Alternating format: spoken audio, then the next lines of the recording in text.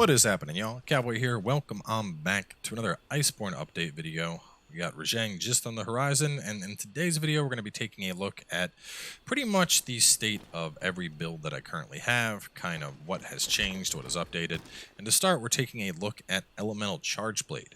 Now, initially, I wasn't too sure if I wanted to go True Crit Element with Elemental Charge Blade, but a point that was brought up to me by quite a few people is even though your files don't crit, every single attack you're doing besides your files will crit. And all of that damage is going to ramp up quite a bit, especially Savage Axe. That's a lot of stuff going on out, and a lot of stuff that's going to benefit from True Elemental Crit. So, to that extent, Elemental Charge Blade has been updated to True Ele Crit. Let's jump on in and take a look. So all in all, pretty straightforward. For Dragon, we're still going to be working with the Death Axe Val Aspida.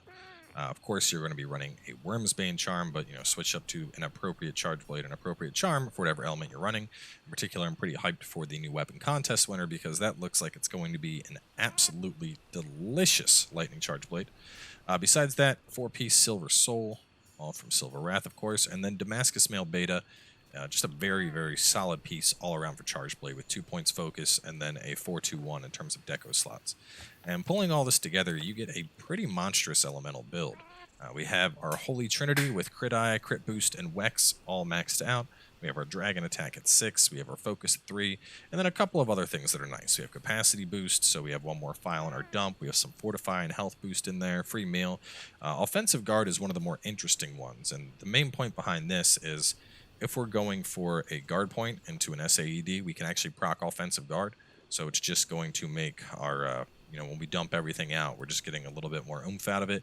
And even though that isn't going to really help the elemental damage all that much, it is going to help the big old bonk to the face that they're getting hit with from the axe mode of the Charge Blade.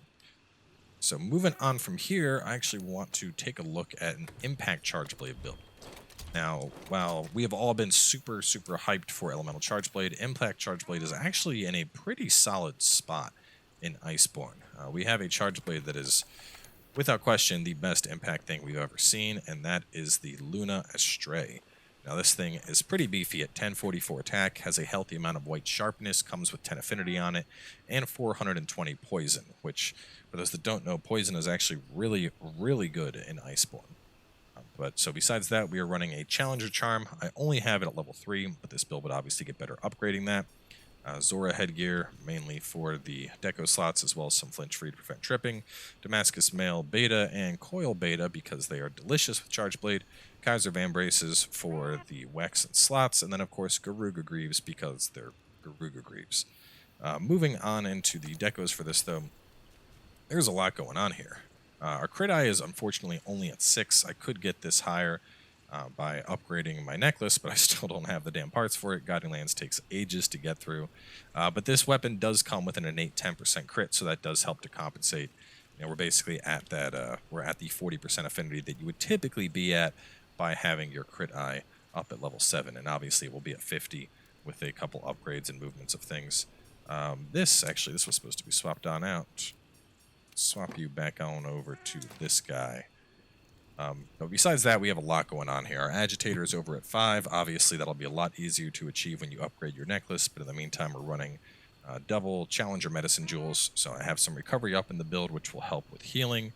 Artillery is only at 3, and the main reason for this is the sacrifices that you're going to have to make to get Artillery up to 5 really just aren't going to be worth it for Charge Blade, because while your files are really beefy, you're going to get a lot more damage amping up and going for like high Crit Eye, high Crit Boost, high Wex, as opposed to focusing everything on Artillery. Now, with something like a Sticky Gunning build, on the other hand, Sticky is your damage, so you're going to want Artillery. With something like a normal Gun Lance, arguably, you're probably still going to be better off with Artillery because you're doing those normal bursts, and that's some fat damage that's being boosted. But for Charge Blade, Artillery 3 is going to be fine, even running an impact build. So, obviously, Art 3, Focus 3, Heat Guard, Fortify, Cap Boost, our single point of guard to help with our guard points, flinch free. protective polish, and then that point of offensive guard. So there's a lot going on here. It's obviously an extremely decoration heavy build, but I just wanted to put it out there that Impact Charge Blade is still very much viable. You know, if you're just not a fan of elements, you can most certainly run this and you know, just do well with it. Moving on from there, as many of you pointed out, I was lazy and didn't update my fire build appropriately, but picking up the alpha helm and chest as opposed to the beta essentially gives you the fire that you need. So now this is crit I7, fire attack 6, swap over to a handicraft charm, put your handicraft on up. I have a single gem in, so I'm currently at 4. Obviously, upgrading this would put me up to 5. Crit boost 3, Wex 3, Fortify, Affinity Sliding, Protective Polish. A lot of things that are really, really nice for dual blades here. And really, I just didn't have the time to farm Silver Rathalos before, but you know, getting both the alpha and the chest and the helm is pulling in 4 of your fire attacks, so you just need 2 blaze gems to get up to 6. And obviously, that puts you up to 460 fire, which is quite nice. Moving on from there, we've already showcased the switch axe and hammer builds. I haven't actually made any updates to the light bowgun build, just haven't really been playing it. Showcased you guys the longsword build as well as those. Super support, let's talk about super support briefly. I've had a lot of people asking about this.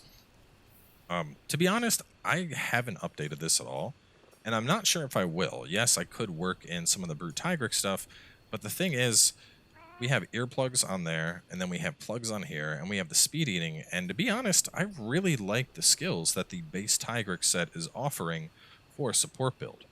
Being able to heal through roars and make sure that people stay alive, I find that a lot more attractive than going for a more offensive option with some of the Brute Tigrics gear. And a big thing is, with a support build, almost regardless of what you run, you're going to have 3-piece Tigrics because Free Meal Secret is so attractive. So I'm sure there's a more offensive version of this build that could be run, but as things are, I mean, the only thing I really done is upgrade my Friendship Charm, and kind of just left this where it's at. I think I changed my decos up a little bit to work stun resistance into it, so, you know, that's nice. So now I'm immune to roars, immune to stuns.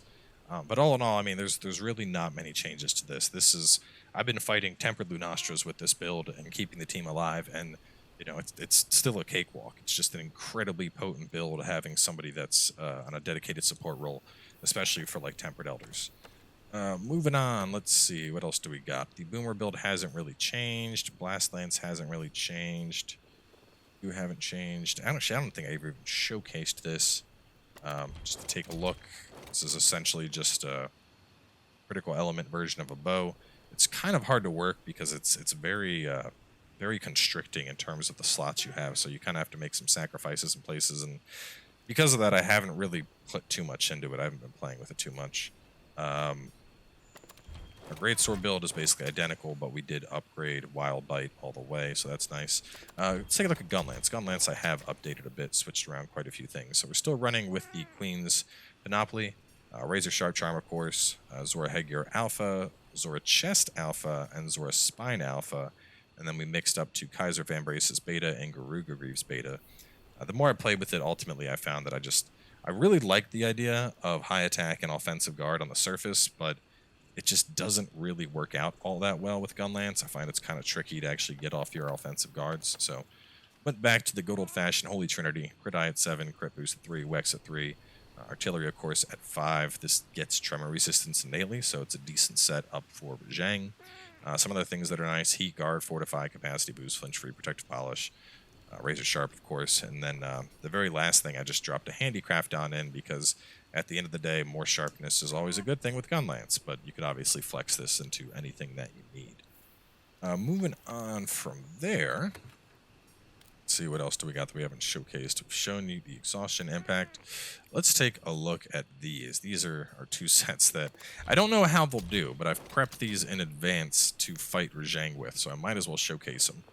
So we have 2 different loadouts here that I'm going to be working with to try out. I have one that features the Charge Blade build that I just showed, one that works around an Ice Greatsword because Rajang is weak to ice, but we are working with the Zora Headgear for the slots plus flinch free, the Damascus, of course, in both the chest and the waist, Garuga Greaves and Kaiser. And then we have changed up the decos a little bit on this. One of the big things that Rajang is big on is Tremor. So we have Tremor Resisted 3 here, we have Thunder Resisted 3, a little bit of health boost going on. Of course, Crit I7, Crit Boost, Wex, Focus. some tool specialist, fortify, a couple little side things coming on in. And to be honest, I'm not sure how it'll do. But, you know, from the memories I have of fighting Rajang, I remembered that I'm going to want lightning resist and I'm going to want tremor resist. So this is my anti-Rajang set. We'll see how things work out come Thursday. The Charge Blade version of it is pretty similar. Couple deco choices that I've switched up on this, but just to showcase that as well. You can see I don't have Thunder Resist at 3 here. Instead, I went for more focus on health boost, but otherwise the same basic things. You know, crit eye, crit boost, wax, focus. Worked artillery on N here. Got our tremor resist. So, I mean, either of these sets, I think, will do a pretty decent job at tackling them. And, you know, I might even be able to drop the tremor resist. I just know in the past it was something that was always very desirable when you were farming Rajang, so we'll see if it's something that's still needed this time around. But anyway, that's going to wrap up things for this video. Just wanted to do just a general quick, you know, we'll just call it fall of 2019 update video on all of the builds, because even though my content has obviously shifted very heavily towards Code Vein and the Code Vein builds and the Let's Play and the walkthrough prep, I'm still doing Monster Hunter regularly, usually at bare minimum once, but usually twice a week on stream, and still having a ton of fun with it. So while there probably won't be as much sheer Monster Hunter content on the channel, there's obviously a ton on the stream. Twitch.tv/FightinCowboy. Make sure to come on by, join the hunts. Other than that, thanks for stopping on by, and I'll catch you guys soon enough.